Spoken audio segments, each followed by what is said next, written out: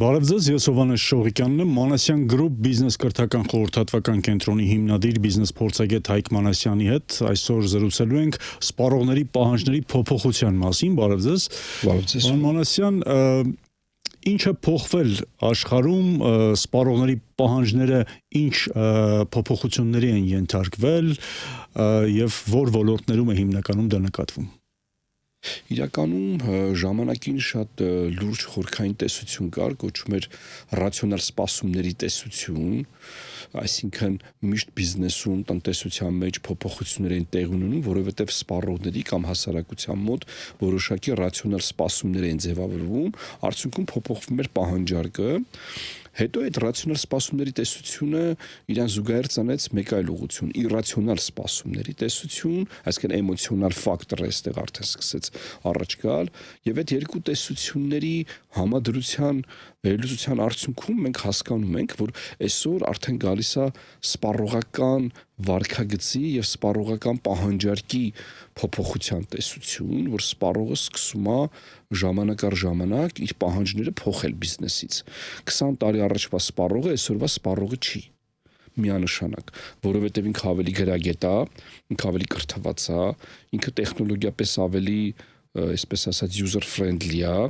ինքը ավելի մեծ ուշադրություն է դարձնում իրենից դուրս միջավայրին, նաև բնությանը, թարապես կլիմային, եւ այդ բոլոր գրագիտության եւ զարգացվածության եւ որոշակի առաջնահերթությունների հիման վրա ինքը ձևավորում է նոր սպառողական պահանջարկ։ Կարելի ասել, որ այդ սպառողական պահանջարկն էլ ստիպում է բիզնեսին ավելի կատարելագործվել, ավելի նոր մեխանիզմներ մտածել, նոր ձևով հանգստացիկ եւ ոչ միայն կատարելագործվել, այլ իրենց բիզնեսի զարգացման ստրատեգիական ուղղությունները ճշգրտել։ Եթե օրինակ 10 տարի, 20 տարի առաջ դիցուկ X բիզնեսը իր ստրատեգիա էր դրել նվազագույն ուրեմն գնային, նվազագույն ուրեմն մարժը, նվազագույն գնին հասնել ինչ գնով հնարավոր է, այսինքն ինքնարժեքը նվազեցնել ամեն գնով, այսօր սպառողը պահանջում է, որ ոչ, ես ուզում եմ էլի լավ գին, բայց ոչ ամեն գնով, այսինքն բնությանը վնասելով, էկոլոգիային վնասելով, իմ առողջությանը վնասելով, ես արդեն դա չեմ ուզում։ Ես ավելի գրագետ եմ, ավելի գիտակից եմ, ես հասկանում եմ, որ կա էթիկական նորմեր բիզնեսում, որ դու պետք է ստեղծես պրոդուկտ կամ ծառայություն, չվնասելով օրինակ համար բնությանը։ Եվ հավանաբար կտեսնեք վերջի 10-15 տարում ինչքան տարածվեց այդ էկո մոտեցումը, կանաչ մոտեցումը, դա գրագետ գիտակից հաճախորդի սպառողի պահանջարկի արդյունքում էր, որ մարդիկ ուզում են ավելի էկո ապրանքներ օգտագործեն, բնությանը վնաս չտան եւ այլ եւ այլ։ Այսինքն հաճախորդը ստիպում է բիզնեսին, որպեսզի բիզնեսը ճշգրտի իր ստրատեգիական մոտեցումները, իր բիզնես վարելու ամբողջ կոնցեպտը հաճախորդի պահանջներին համապատասխան։ Վերջին հաշվով բիզնեսը պետք է հասկանա, թե ինչ է ուզում հաճախորդը եւ կարողանա տալ այն, ինչ որ ուզում է հաճախորդը։ Մնացածը բիզնեսին տանելու է տուպիկ։ Հայաստանում որքանով է դա տարածված եւ այդ մշակույթը ձևավորված։ Ես ասեմ, որ արդեն տենդենսը շատ արագ գնում է, վերջին 5-7 տարիներին ես տեսնում եմ խորհրդատվական պրակտիկայում էլ, որ բիզնեսները արդեն պրեսինգի տակ են հաճախորդի պահանջներին։ Տեսեք, ես խոսեցի մենակ էթիկական նորմերի կամ կանաչ տնտեսության կամ էկոլոգիական վարքագծից, բայց հաճախորդները, ժամանակակից սպառողները նաև ուրիշ պահանջներ ունեն։ Օրինակ, իրանք շատ ուզում են, որ բիզնեսը լինի թվային առումով թափանցիկ։ Թվայնացման դարում ենք ապրում։ Ինքը ուզում է, որ բիզնեսը նախ ներկա լինի բոլոր թվային հարթակներում։ Ինքը կարողանա ուսումնասիրել բիզնեսի ամբողջ վարքագիծը թվային հարթակներում, միջև իրենից օգտվելը։ Ոչ միայն ներկա լինի, նաև թափանցիկ իր մասին մատուցի իր տեսլականը, իր մոտեցումները, իր առաքելությունը, իր արժեքները։ Այսինքն ստիպում է, որ բիզնեսը թվայնացվի։ Այդ մյուս կարևորը թվայնացվելուց հետո հաճախորդը ստիպում է, որ բիզնեսը իր հետ կոմունիկացիայի մեջ էլ թվայնացվի։ Այսինքն ինքը մեսենջերով գրի, իրան արագ պատասխանեն, ինքը որոշակի հայտ ուղարկի չաթբոթերը իրան պատասխանեն։ Տեսնում եք մի հատ տեխնոլոգիական փոփոխությունը, ինչքան մեծ պահանջներ է արդեն դնում հաճախորդի միջոցով իհարկե բիզնեսի վրա սպառողի։ Մյուս ուղղությունը դա է, որ բիզնեսը պետք է ուշադրություն դարձնի եւ այդ առումով ձեր հարցին վերադառնամ, Հայաստանում շատ արագ այդ թվայնացումը եւ հաճախորդամետությունը թվային հարթակներում շատ արագ տեմպերով գնում է միանշանակ։ Ես հիշում եմ 5 տարի առաջ շատ դժվար էր Սփյուռից կամ այլ նմանատիպ տեղերից դուրս փնտրել բիզնեսի մասին հիմնական ինֆորմացիա, իսկ այսօր շատ քչերս ենք այդ հարթակներից օգտվում, ամիջապես մտնում եք թվային հարթակներ, Facebook, Instagram, չգիտեմ, Google ու արագ տեսնում եք ամեն ինչ, իր ամբողջ պատմությունը։ Որ ճյուղերի վրա է դա տարածվում, արդյոք բոլոր արտադրատեսակներում, բիզնեսի բոլոր ոլորտներում են հաճախորդը պահանջկոտ։ Տեսեք, թվայնացումը ավելի շատ գնում է ծառայություններ մատուցման ոլորտում։ Իմ ասած էթիկական եւ կանաչ էկոլոգիական նորմերը նաեւ մտել է արտադրության ոլորտ։ Տեսնում եք, մենք էկոտոպրակներ, էկո ամեն ինչի վրա շատ մեծ շեշտ կա։ Ճիշտ է, մի մասով նաեւ մարքեթինգ է, բայց իրականում դա կա։ Եթե չհաշվենք մեր հայտնի պետության որոշումը 10 միկրոնից ցելոֆանը տոպրակը 50 միկրոն սարքելը, դա Եվ հիմա ուզում են ընդհանրապես վերացնել այդ պոլիէթիլենային տոպրակները։ ճիշտ է կլինի, որովհետեւ 50 միկրոնը դա ավելի մեծ վնաս էր, քան 10-ը։ Հիմա այդ մեկը մարդիկ օգտագործում են մեկ անգամ, էլի տանում են կամ երկու անգամ, էլի աղբի տոպրակ են դարձնում, բնությանը 5 անգամ ավելի մեծ ճնշում է։ Ուրեմն այդ առումով շատ կարևոր է, որ մենք հասկանանք, որ թվայնացման մասով ծառայություններն են շատ ավելի ակտիվ արձագանքում, որովհետև տարբերակ չկա, իրանք պիտի հետո այդ ոլորտում մրցակցություններ մեծ արտադրության էկոյի հարցում ասեցի ավելի շատ արտադրական ընկերություններ, բայց մենակ դա չի։ Երրորդ ուղղությունն էլ կա սպառողական վարքագծի փոփոխության, դա սպառողն ուզում է արագություն եւ հարմարավետություն։ Այսօր սպառողն ուզում է արագություն, հարմարավետություն, ոնց որ ասում են, այստեղ եւ հիմա։ Կհիշեք, մենք 15-20 տարի առաջ եթե տաքսի ենք կանչում, դուրս են գալի, զերով ենք կանգնացնում, հետո դիսպեչերին ենք զանգում, զարգացավ 10-15 րոպե սպասում ենք, ամեն 7 րոպեն դառնում էր 20 րոպե, այդպես հեռախոսով իջնում բակում։ Հիմա որ տաքսին 3 րոպեից մի քիչ ուշանում է, չեղարկում ենք հաջորդ, մենք ուզում ենք արագություն եւ այստեղ։ Սա մյուս սպառողական վարքագիծն է, ինչ են անում խելացի ընկերությունները։ Ամեն ինչ անում են, որ իրենց թվայնացման, իրենց տեխնոլոգիական զարգացման, բիզնես պրոցեսների օպտիմիզացիայի արդյունքում դառնան հաճախորդակենտրոն, հաճախորդամետ, որպեսզի այդ այստեղ եւ հիմա պահանջարկը բավարարեն։ Ով ավելի արագ բավարարեց, նա ավելի շատ հաճախորդ ունենում եւ ավելի մրցունակ լինում։ Like խորհրդային տարիներից այսպիսի մի արտահայտություն կար, հաճախորդը միշտ ճիշտ է, клиент всегда прав։ Դա արդյոք տեղին է այդ արտահայտությունը արդարացված է եւ չի կարող ասենք հաճախորդի կարծիքը խեղել այդ բիզնեսը, եթե ճիշտ Շատ լավ հարց տվեցիք։ Շատ լավ հարց տվեցիք։ Այդ նախադասությունը հաճախորդը միշտ ճիշտ է։ Եկել է 1800-ական թվականներին Ամերիկայից։ Արմատը այդտեղից է, ուրեմն երկու ամերիկացի, մեկը անգլիական ծագումով, մյուսը նիդերլանդական, երբ որ տեղափոխվել են Ամերիկա, Ամերիկայում 1800-ականների վերջին, ես նախապատմություն ասեմ, որ հասկանալի լինի, 1800-ականների վերջին շատ տարածվել էր grocery store այդ հասկացությունները, դրանք մեր այս փոքր սննդամթերքի մի բանջարեղենի խանութներն են, եւ grocery store-ում, որպեսզի դու շատ հաճախորդ ունենայիր եւ մրցակցեիր մյուս փոքրիկ խանութի հետ, դու պետք է ամեն ինչ անես, որ հաճախորդը գար դեպի քո խանութ։ Իսկ հաճախորդը գալիս էր քո խանութ, եթե ինքը տեսնում էր այն ապրանքները, ինչ որ ինքը ուզում էր քո խանութում լինի։ Եվ այդտեղից իրենք հասկացան, որ եթե grocery store-ում, մրգի բանջարեղի խանութում իրական պատմություններ կան դրա հետ կապված, Walmart-ի հիմնադիր է գրքում շատ լավ գրում է Սեմ Ուոլթոնը, եթե հաճախորդը քո մրգի բանջարեղենի խանութում ուզում է կանացի գուլպա, դու պետք է դնես կանացի գուլպա եւ վաճառես, որովհետեւ ինքը դա ուզում է այդտեղից գնի եւ արագ գնի, եւ այդ կոնցեպտից ելնելով, որ եթե դու ուզում ես մրցակցես եւ լինես միջ առաջամարտիկ եւ հաճախորդին քաշես քո մոտ, դու պետք է անես այն ինչ որ հաճախորդը ուզում է ու միշտ պետք է մտածես այն ինչ որ հաճախորդը ուզում է, դա ճիշտ է։ Եթե դու չգնաս ընդառաջ հաճախորդին, դու անընդհատ ասես ոնց կարելի է grocery store-ում կանացի գուլպա վաճառել, այդ գաղափարով այսօր մենք հիպերմարկետները չէինք ունենա, սուպերմարկետային կոնցեպտը չէինք ունենա։ Հենց դրանից է գալիս, որ հաճախորդը միշտ ճիշտ է այն առումով, որ դու պետք է իրան այդպես նայես, այլապես դու կհակառակվես հաճախորդին, կհակառակվես բիզնեսի կանոնին, որովհետև դու ծառայություն ես մատուցում, ինչպես մի քիչ առաջ ասացի, հասկանալ թե ինչ է ուզում հաճախորդը եւ կարողանալ տալ այն, ինչ որ ուզում է հաճախորդը։ Եվ դրանից եկավ այդ գաղափարը, որ հաճախորդը միշտ ճիշտ է։ Իհարկե խելացի գործարարները հասկանում են, որ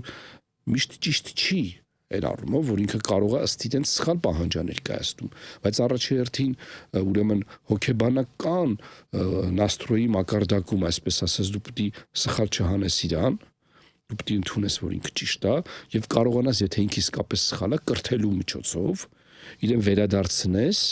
ճիշտ հարթության մեջ։ Բայց եթե դու սկզբից մտածեցիր, որ ինքը սխալ է, դու արդեն բիզնեսի մեջ շատ լուրջ խնդիր ես ունենալու, որտեվ այո, հաճախորդը միշտ ճիշտ է, եթե նույնիսկ ինքը ճիշտ չի։ Այսինքն դա ինչպես է իրականացվում 100,000-ավոր, միլիոնավոր հաճախորդներ, հա, տարբեր այսինքն սեգմենտներում, հա, այսինքն պետք է գույքագրել այդ ամեն ինչը, ինչպես է դա իրականացվում։ Դա այսօր big data-ով արվում, այսօր արդեն տեխնոլոգիաները թույլ են տալիս, որ հաճախորդների գնման պատմությունը, չեկերի, տվյալների միջոցով ամեն ինչ այսօր թվայնացված է։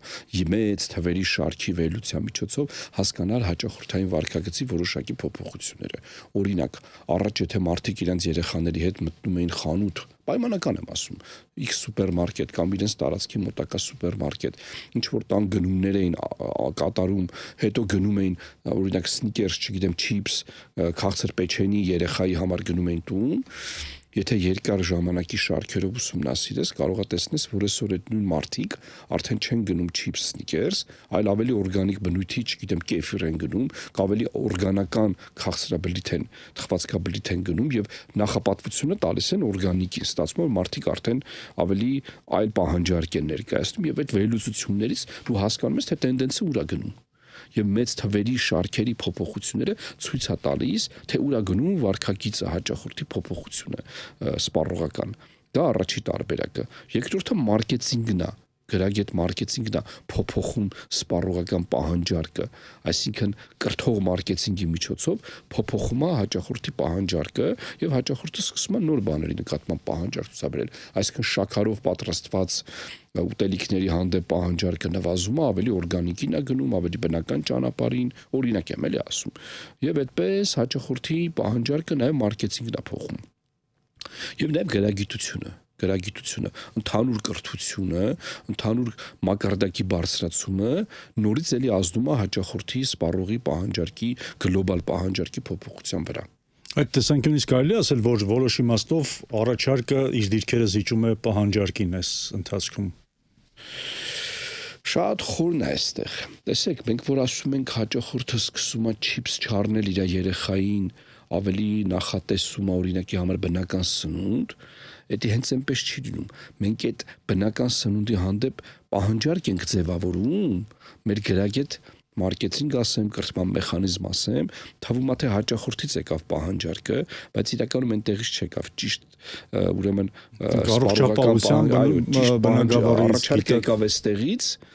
եթե ամեն ինչը ճիշտ է աշխատում եւ ինքը արդեն ներկայացնես պահանջարկ խողարկված է, դա շատ նուրբ մարքեթինգ է, շատ այսպես ասած անտեսանելի, այո, լատենտ մարքեթինգ է, որը որ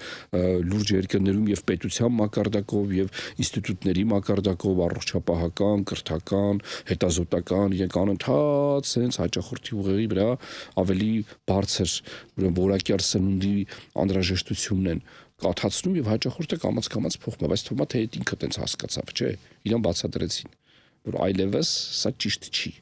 Քո առողջության, քո երեխայի առողջության, ել չեմ ասում ընդհանուր աշխատունակության, էներգիայի երջանիկ լինելու, այդ բոլորը ազդում է, գիտեք,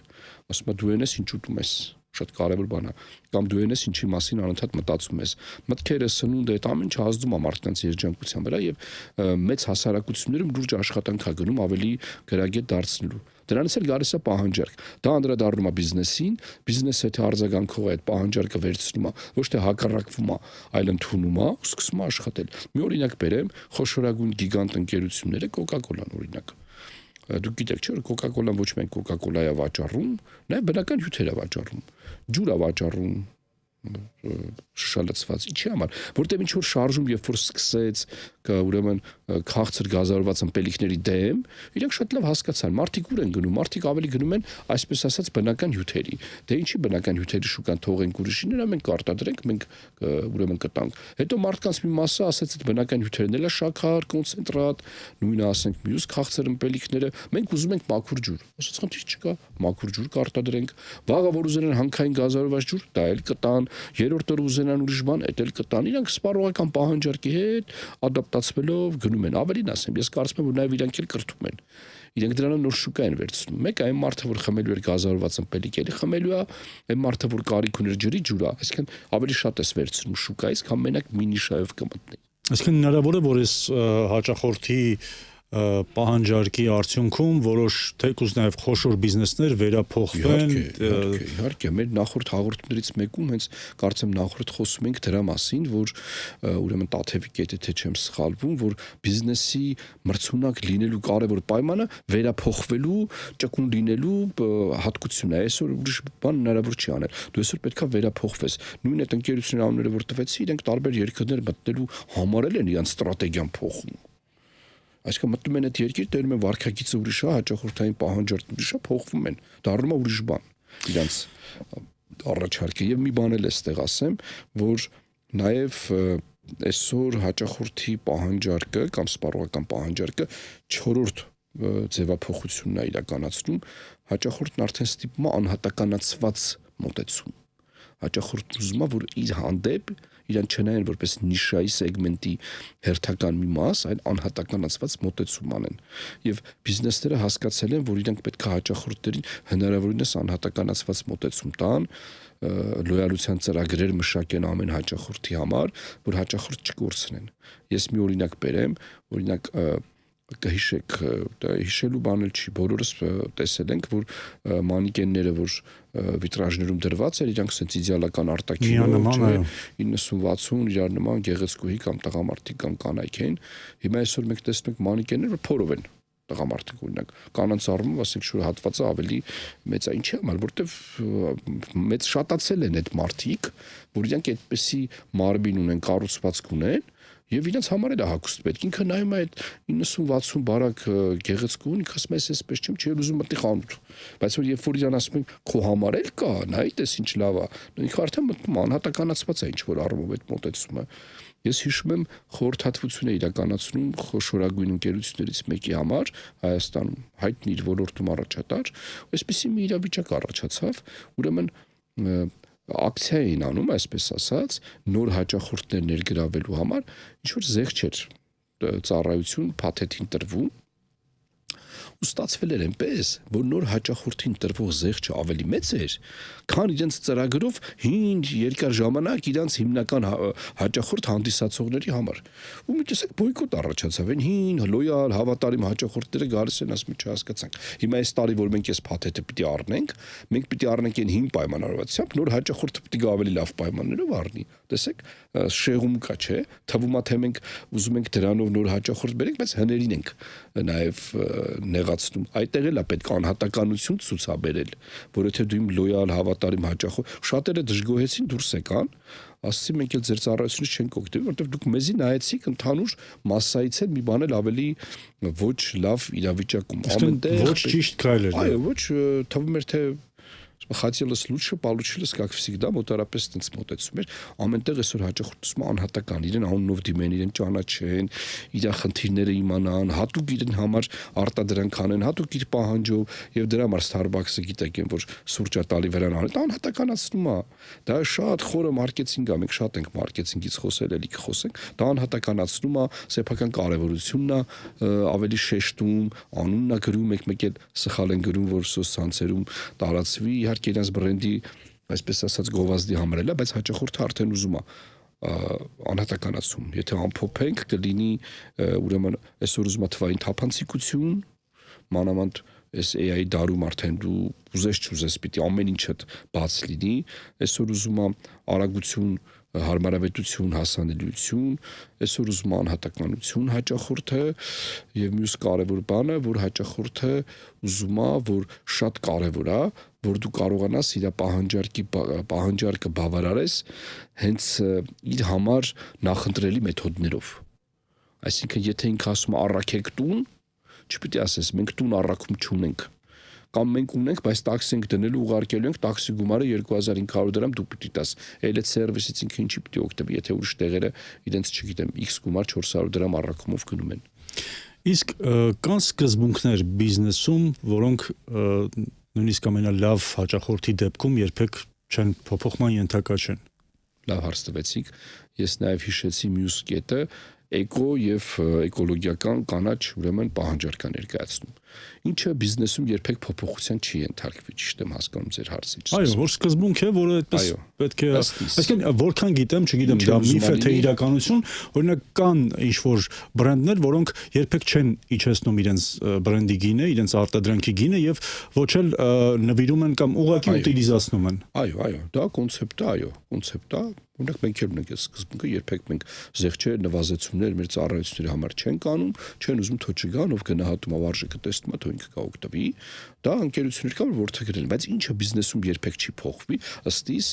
եւ հաճախորդը միշտ դա պահանջելու է, դա ազնվությունն է։ Բիզնեսի ազնվությունը հաճախորդի հետ։ Դա միշտ լինելու է բարձր պահանջված ակտիվ։ Հաստատ, եթե բիզնեսը սկսեց անազնիվ լինել, այդ դա տանելու է իրան կործանման, դա ազնվությունն է առաջի հերթին, ինչը էլի չի փոխվի ու միշտ պահանջարկումն է, դա նորարարության ցկտումն է, որտեղ այսօր հաճախորդը հոգնում է արագ նույն բանից, ինքը ուզում է նորություն։ Նույնիսկ ես շատ բիզնեսների հետ եմ աշխատել, օրինակ մարզերում, երբ որ մի պրոդուկտ էինք տանում, 1-2-3 մտնում ենք այդ մարզի խանութի սովորական, ասենք, ասենց ասած 60 տարեկան պապիկն ասում է նորություն չունեք, նոր բան չունեք, նորություն բերեք։ Նույնիսկ այդ ավելի ուզում ասեմ, մի քիչ խուլ հեռավոր մարզերում էլ նորության կարիք ունեն, որ մնաց կենտրոններում, որ զարգացում կա, այսինքն միշտ պահանջված է լինելու նորարարությունը, միշտ պահանջված է լինելու ազնվությունը եւ միշտ պահանջված է լինելու սպասարկման բարձր որակը։ Այս երեքը չի երբեք իրան չի այսպես ասած յետին պլան մղվի։ Ինչքան էլ ուզում ես լավ պրոդուկտ դուր, սպասարկումդ լավը չի, կամաց դու դուրս կգաս։ Այսինքն հիմա եւ այստեղ չի, հարմարավետ չի դուրս կգաս։ Ինչքան ուզում ես լավ պրոդուկտ դուր, եթե անընդհատ նույնը ստալի կհոգներ։ Աշխարհի հսկա բրենդերին նայեք, երևի թե մենակ Coca-Cola-ն ու Pepsi-Cola-ն է, մեկ է McDonald's-ը, որ մնացել են նույնի մեջ, չնայած McDonald's-ը ամեն երկիր մտնելով փոխում է, դա է շատ հետաքրքիր պատմություն է։ Հնդկական շուկայում McDonald's-ը լրիվ ուրիշ անուններով, իրանց սպեցիաներով, իրանց համեմունքներով է մտել, տեղայնացված է։ Այո, Բոլիվիայի շուկա լրիվ ուրիշ ձև է մտել, քեյսեր կամ անհաջողության քեյսեր էլ կան, էլի։ Չնայած կոլան էլ է հարմարվում շատ առումներով, շշի ձևով եւ այլով, բայց հիմնականում են բրենդերը, որոնք որ անընդհատ բարձր գնով սպառողական ապրանք չեն, ավելի նիշային են, իրենք անընդհատ ինովացիա են անում, իսկ ինովացիան միշտ պետք է եւ ազնվությունը։ Շնորհակալություն, պարոն Մանասյան, հիշեցնեմ զրուցում ենք Մանասյան Group բիզնես կրթական խորհրդատվական կենտրոնի հիմնադիր բիզնես փորձագետ խորհրդատու Հայկ Մանասյանի հետ, զրույցը վարեց Հովհաննես Շողիկյանը։